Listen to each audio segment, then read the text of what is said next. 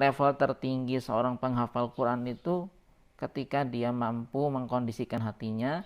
Menghafal Al-Quran itu adalah sebagai upaya kita untuk taqarrub kepada Allah, memperbaiki kualitas hubungan kita kepada Allah Subhanahu wa taala menjadi lebih spesial.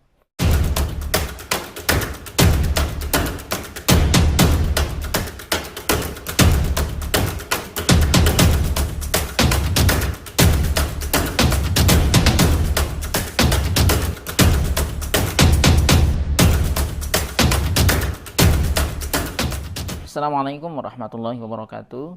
Sobat Quran yang dimuliakan Allah Subhanahu wa taala.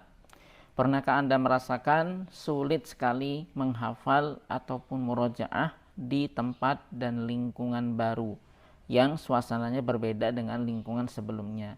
Seperti misalnya seorang santri yang liburan di rumah, tidak ada jadwal, tidak ada apapun yang mengatur, sedangkan di pondok semuanya terjadwal. Nah, lingkungan yang berbeda inilah yang membuat kita sulit menghafal dan murojaah. Ataupun Anda yang tadinya menghafal di tempat yang kondusif, murojaah di tempat yang kondusif, tiba-tiba pindah ke tempat yang tidak teratur atau suasananya berbeda. Nah, bagaimana sih tipsnya supaya kita bisa menghafal dan murojaah dimanapun kita berada, apapun kondisi lingkungannya? Nah, yang pertama yang perlu kita lakukan adalah memperkuat azam kita.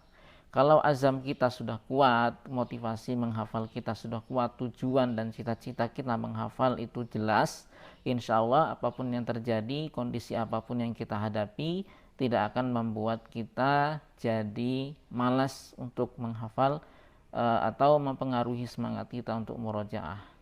Jadi bagaimana azam kita supaya kuat? Pastikan kita menghafal Al-Quran itu tujuannya tidak bersifat material. Bersifat material di sini menurut saya adalah termasuk menginginkan imbalan.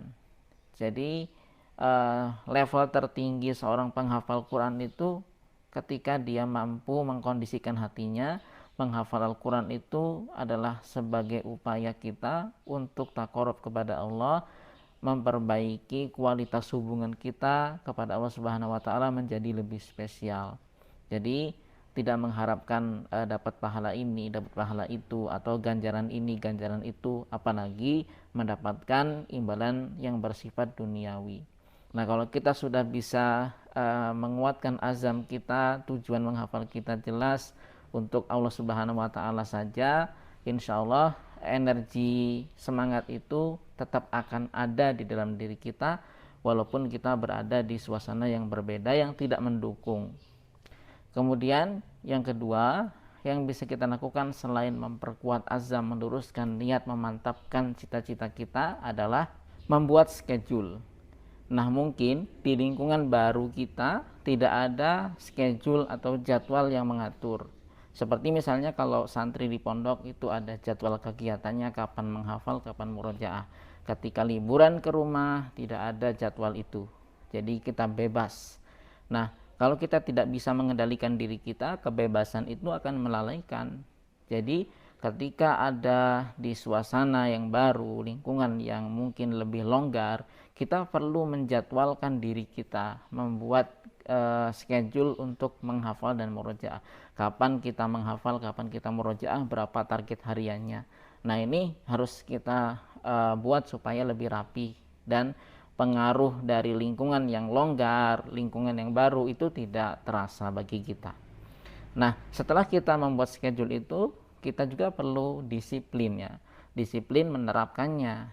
Percuma saja kalau schedule sudah bagus, jadwalnya sudah apik, tapi kita tidak disiplin, kita longgar, sering menunda-nunda, ya sama saja. Dan yang terakhir adalah melakukan pembiasaan. Setelah kita dipaksa dengan schedule, kemudian kita memaksakan diri untuk disiplin melaksanakannya, kita juga perlu melakukan pembiasaan.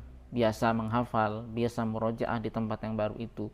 Insya Allah yang awalnya kita terpaksa untuk melaksanakan jadwal yang sudah kita buat, kalau kita membiasakan disiplin, insya Allah akan terbentuk pembiasaan atau kebiasaan baru habit baru untuk menghafal dan murojaah di lingkungan yang baru. Nah, inilah 4 tips yang bisa saya bagi, mudah-mudahan bermanfaat untuk Anda semua, dan kita akan sambung kembali di video berikutnya. Billahi taufik wal hidayah. Assalamualaikum warahmatullahi wabarakatuh.